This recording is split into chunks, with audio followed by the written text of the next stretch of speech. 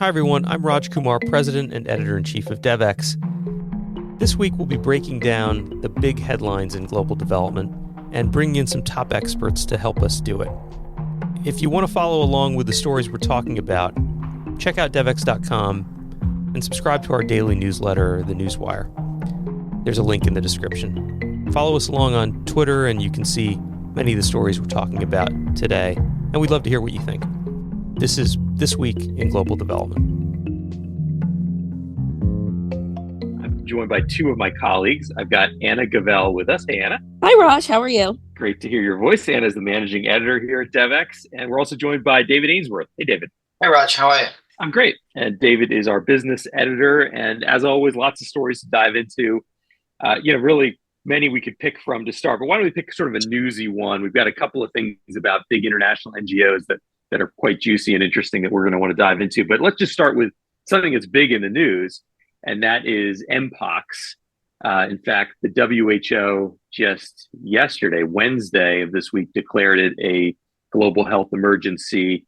The day before that, the Africa CDC declared it a public health emergency of continental concern. The first time it had done that since the Africa CDC was set up in 2017, and something we reported on. Maybe you can tell us a little bit more about that story, Anna. Sure, yeah. As you said, WHO declaration came yesterday, but we've previously reported that the Africa Centers for Disease Control and Prevention had already declared the disease a public health emergency. And I think this is quite notable because it's the first time Africa CDC, as you said, has declared a health emergency. And it's really a reflection of its increasing autonomy and muscle as a growing agency.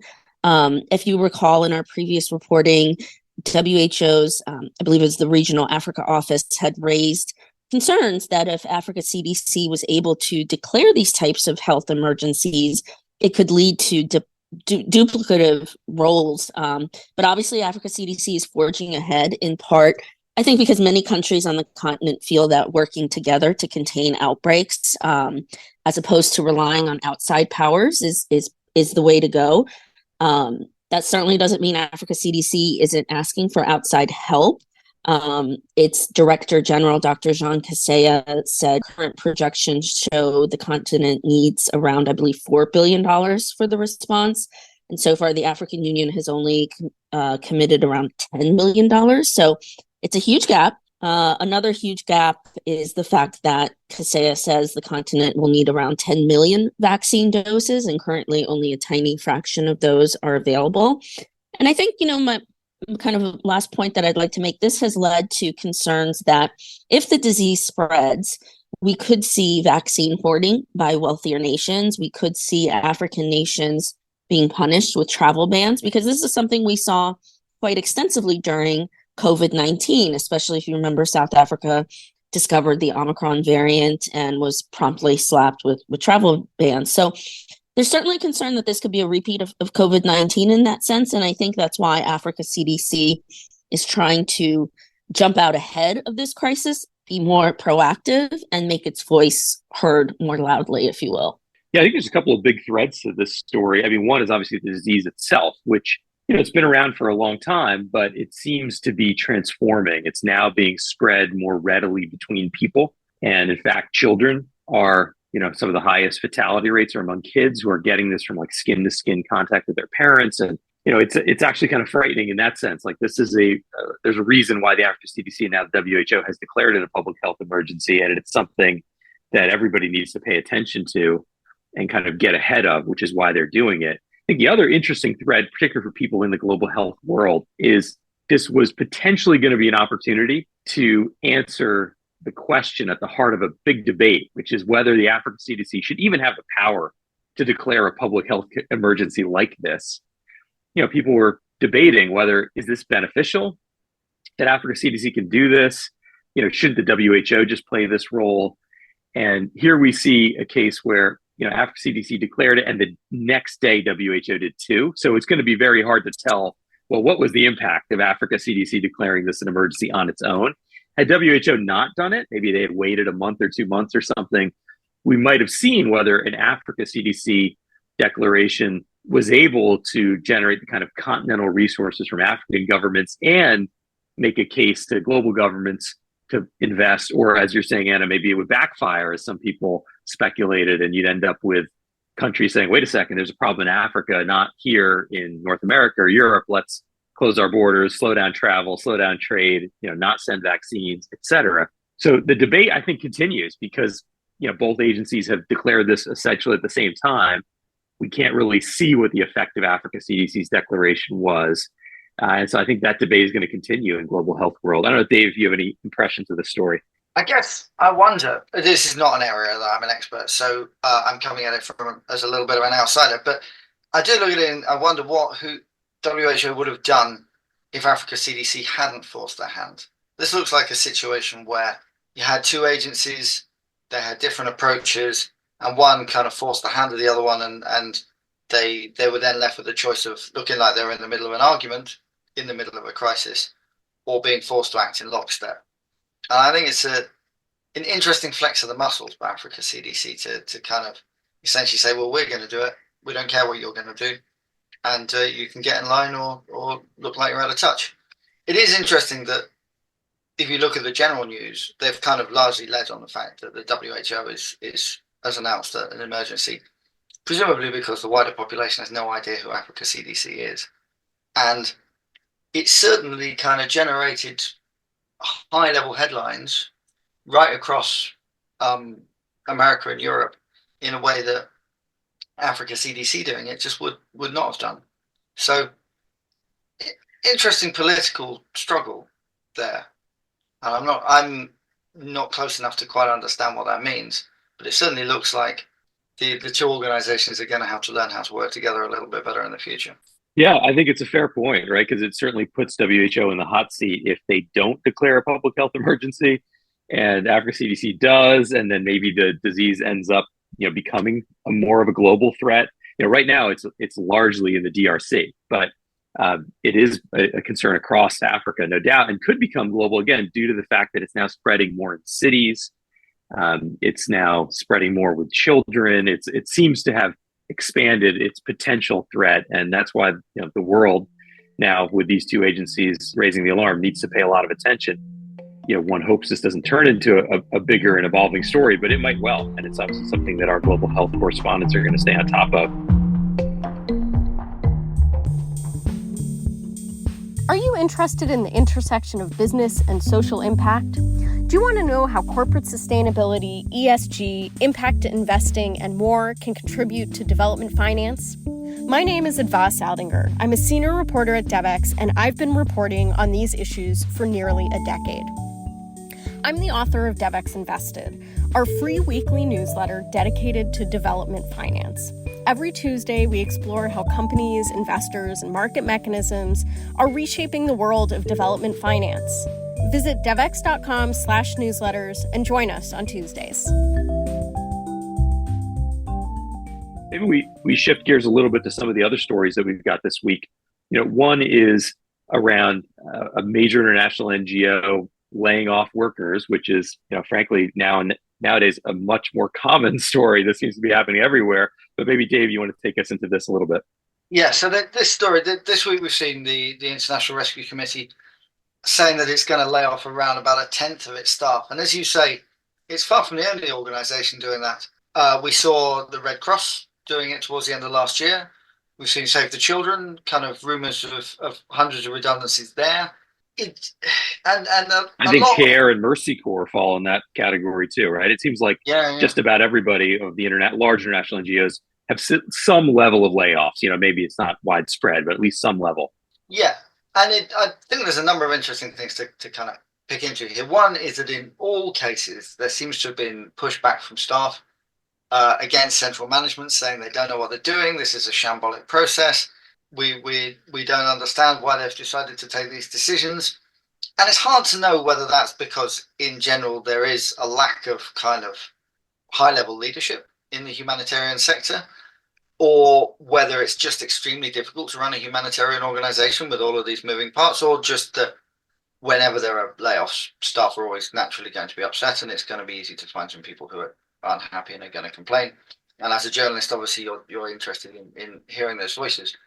It was interesting to see that there was consistently complaints about management being out of touch. Management, like oddly enough, a lot of people seem to have focused on Gaza and said they're annoyed that their leaders have not raised their voices enough about Gaza. That was quite a consistent thread. And what's interesting to me is the causes that are behind these layoffs. And I think it's essentially, it looks like just a kind of product of a real dip in humanitarian funding in 2023, which probably we can lay mostly at the door of the United States, which cut its humanitarian funding by about 7 billion, I think, last year. And that drop caused pretty much, like we've seen rising humanitarian need over the last 5 years.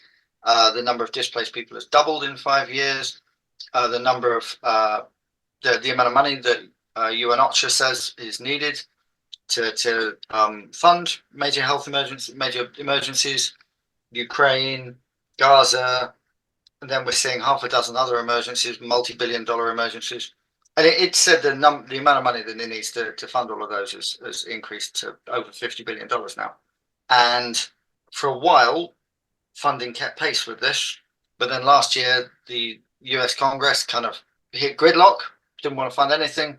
And there was a sharp drop off in the amount of money available. My guess, I'm still trying to work through this, is that has really hit all of these organizations in the pocket. They weren't expecting that dip. They haven't been able to change direction fast enough. And they found themselves short of money. And another factor that's interesting in this is the fact that these organizations still have a lot of cash in the most part. But what they've struggled with is unrestricted funding. All of their money is earmarked for particular projects. And so even though they're seeing huge rises in their overall balance sheet, they're still having to make layoffs to balance the books because they just can't get the money from those earmarked funds into the core organization to pay the people that they need to pay. And I think you hit the nail on the head there, that unrestricted versus restricted funding. The layoffs, that 10% figure, is for people who are being funded, for employees funded by unrestricted funding. The restricted funding, which makes up, I believe, up to 80% of revenues, which is the funding that's earmarked by donors, is not going to be affected by these layoffs because, as you said, that money is continuing to flow in. It's money that came in during humanitarian crises, recent ones, war in Gaza, COVID-19, Ukraine, and so forth. And you hate to say humanitarian crises have been a gravy train of sorts for a lot of NGOs, but they have been accustomed to this influx of money, and they've grown as a result. And this growth, in a lot of cases, is unsustainable. And that's something that the CEO, David Miliband, has said, that he kind of blamed. He said, quote unquote, IRC systems failed to keep pace as the organization doubled in size over the last 5 years. So I think we're seeing that at IRC, and I suspect we'll see it at quite a few other NGOs as well. Yeah, I'd add a couple more thoughts to this. I mean, one, it strikes me, I've been doing this long enough that I get surprised when I see how many billion-dollar NGOs are out there. I mean, these are big numbers, right? This is an organization that is now doing $1.5 billion in annual budget. And they're not alone. There are now several large-scale international NGOs at this level. And their broad trajectory they've just been getting bigger and bigger, right? As needs have grown, they're getting bigger and bigger. That's happening at the same time, of course, that there's been this large conversation around localization. Everyone's talking about how do we get more local and how do we drive more money to local organizations? And some of the biggest proponents of that are these big international NGOs, and yet they're getting bigger and bigger. So I think if you take a step back from this story, which is, of course, about a moment in time, I think the bigger trend is large-scale international NGOs like IRC are going to continue to get larger. I think that's the big picture because the need is so great. The number of people in the world, when they're looking to make a donation, whether it's a high net worth individual, a billionaire, or just an average giver, these organizations just have a huge leg up on any other charity in terms of attracting those kind of donations. So they might see a little bit of a dip now, and it might be leading to layoffs. But the truth is, they've been growing and growing and growing. And I expect with this blip aside, they're going to continue growing over time. I think the other really important undercurrent, I sort of alluded to it, but is localization, right? They've been talking a long time about localization, I wonder to what degree now localization is really happening inside these organizations. And that's a contributing factor to these layoffs. In other words, maybe you're seeing people getting laid off at headquarters in places like the UK and places like the US, and that instead of those positions being hired back as donations grow, come back to where they used to be, you may see these positions added in the global South at much, much lower cost, potentially at country offices or member organizations. And what does that mean for the longer term trajectory of these organizations? That's certainly the way they're talking, right? And what they want to see. So I think that's an important one.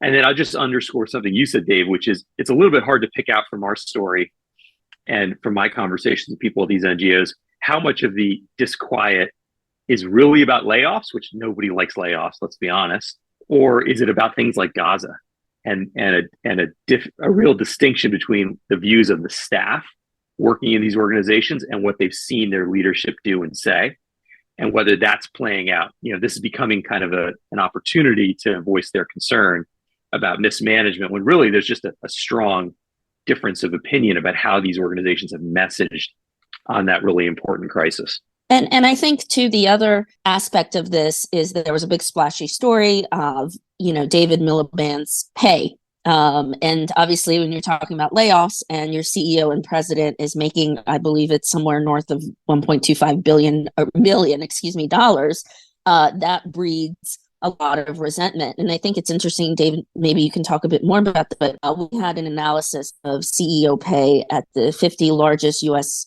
NGOs, which shows that Miliband is the third highest paid CEO on our list, and IRC has the fifth highest income.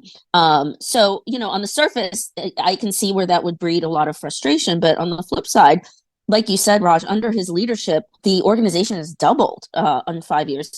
It went to 1.5 billion. I think originally it was like $450 million in revenue. It's a huge jump. So maybe you can make the case that, hey, his salary could be justified. But he's not the only one with, large salaries in the US in terms of NGO leaders. So I just thought that was interesting. And I think that also has added a lot of multi-layered frustration at IRC. Yeah, I think IRC does seem to overpay a little bit compared to its peers. I mean, this question of how much you should pay a non-profit chief executive is kind of a thorny one, really. Like, on the one hand, you do need to pay money for top leaders. You can't expect them to work for free. But on the other hand, do they really deserve quite as much as they are getting? We have seen CEO pay in general across the board rise faster than wages, and that's been true in the non-profit sector as well. Miliband earns 1.25 million, as you said, Anna, whereas the four organisations above IRC on the table are all paying in the 600 to 650,000 range. So he really is a huge outlier. The two organisations which are paying more on our list of the top 50 NGOs are both kind of trading organisations and associated with academical institutions, and are paid, I think, on a kind of different scale. So interesting to see how much of an outlier he is. And you can see why people are cross if you're looking at that kind of pay packet at the same time you're making redundancies. Yeah, it always gets attention, CEO pay at NGOs. I think the question of is it overpay is a good one, and I see why people raise it. But the truth is, I would like to see us talk more about return on investment. There's been a long debate in the nonprofit sector where there's a sense of like, let's show that we care a lot about the mission by not paying executives too much and by showing that we're very careful with our expenses. That gets a lot of the attention. It's very visceral. It's very emotional. But there's a lot less conversation about, well, what's the return on investment, which maybe is the better conversation. Like, how much impact is David Miliband making in his job for his pay versus someone else? And obviously, those are harder things to measure. So it's easier to brush that aside and just focus on kind of the eye-popping numbers. But the truth is that's probably pretty relevant. And just to give a devil's advocate position, if you look at the other CEOs of big international NGOs, none of them have the former British foreign secretary, at the helm. And David Miliband, being David Miliband, since he took that job, was able to pick up the phone and call any world leader to get on major international television programs. And probably when he's on TV, they raise as much money as his salary just from the media appearances that he gets, right? So, if you're sitting there as a board member saying, is he worth double what another CEO, is paid? Probably from a strict financial sense, maybe yes, but I get it that if you believe in the mission of the organization, you say, well, this is a nonprofit. I can see how people struggle with these large numbers and wonder whether it's the right thing or the right look for an organization like IRC. But my guess is just from the financial perspective, he has more than made up for those larger salaries that he gets from it compared to his peers. Yeah, it only takes one donation, right? One check that he brings in a year, and he's already paid his salary. So, I want to circle back to some of the stuff you were talking about before about kind of the state of mind within these organizations. I've just chatted to a few people who are actually working at these organizations affected by redundancies, and it is noticeable how much of a sense of dissatisfaction and unease there is among the staff. And not just in these particular organizations either, but among staff at large NGOs altogether, a kind of feeling that the senior management doesn't really get the mission, that they're not going fast enough, that they're not committed enough to localization, that they're not in tune with the needs of the country offices, that they're pursuing too many kind of fancy projects, venture capital projects and change management projects and kind of measurement and evaluation projects, and not committing enough budget to country offices and this sort of thing. Just a lot of it feels like the staff at these NGOs altogether are having a little bit of a kind of a crisis of introspection, a little bit of navel gazing, staring at their organization and asking, is it really fit for purpose? And it's noticeable how often that comes up in conversation with people at these larger organizations. And obviously you'd expect that in organizations like IRC and SAVE and the others that are making redundancies, to see people who are unhappy because there are redundancies happening. Clearly all is not well, but it does seem to go deeper than that, just this kind of sense of unease. Yeah, I think that's a great point, David. I think that sense of unease, I've heard it too from others, and it might be related to my earlier point about just the level of growth of these organizations in general, and how they're quite different now in scale than they were before. Let's move on because we only have a few minutes left, and I want to get into another story about another international NGO, but this one's a bit different. It's more of an advocacy group. It's an alliance, but it is a fascinating tale, kind of an exclusive insight that our reporter got, Lisa Milene, all about kind of what happened inside a major dust-up, blow-up of this organization. Maybe, Anna, you want to tell us a little bit more about it? Sure, yeah. It's really this power struggle between an organization's global North leadership and global South membership. Or rather, I should be careful about saying leadership because they both sides claim that they've been leaders all along. But basically, as Alyssa writes, so White Ribbon Alliance, which advocates for maternal health care, is an alliance of alliances around the world. Earlier this year, the Washington, D.C. based Secretariat, to kind of a bit of fanfare, announced it was closing up shop to transition to the next generation of leaders. And on the surface, this kind of seemed to be an example of localization in action, shifting power from the global North to the global South. Except quite a few national alliances from the global South said, hey, we're still here. We've been all along. And they claim that the closure by the Secretariat is more driven by financial hardship than some noble attempt at localization.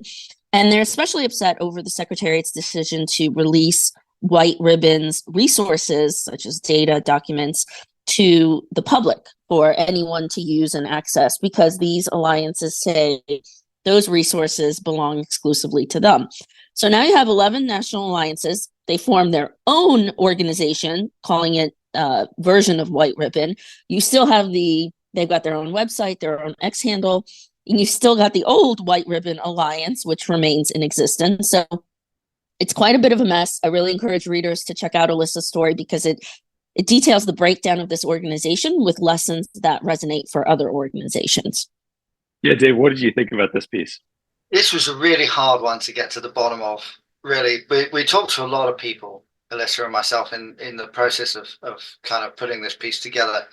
And it was really kind of difficult to work out who had done what at what time. It was kind of a long, slow falling out of love between a large number of people who had been working for the same cause. And then one way or another, they kind of wanted to go different ways. And then it really felt like the end of a marriage, like people arguing who got the crockery, who got the cat, like who deserved this, who paid for what.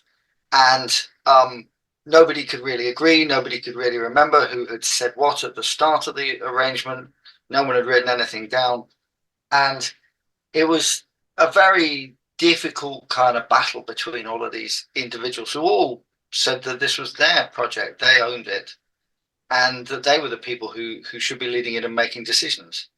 And it was really stark that people from the global south felt as if they had started a movement, and then they'd set up something in the global north to basically just kind of gather resources and act as a staging post. And that staging post had kind of grown and mutated into the most powerful part of the alliance and left them kind of out in the cold. And then when it closed, it didn't give anything back to them. Of course, the Secretariat would tell a very different story and say that this was only a part of the alliance. It wasn't right for them to release all these resources exclusively to a group of individuals who only represented part of the movement, not the whole movement. It should make it available to everybody.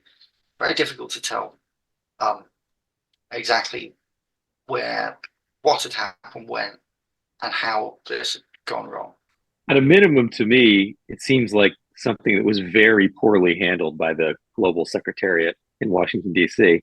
And I know there's speculation in the story about whether their very expensive building lease in downtown Washington was kind of part of the reason they felt they had to shut down, because they would have this huge lease obligation to pay.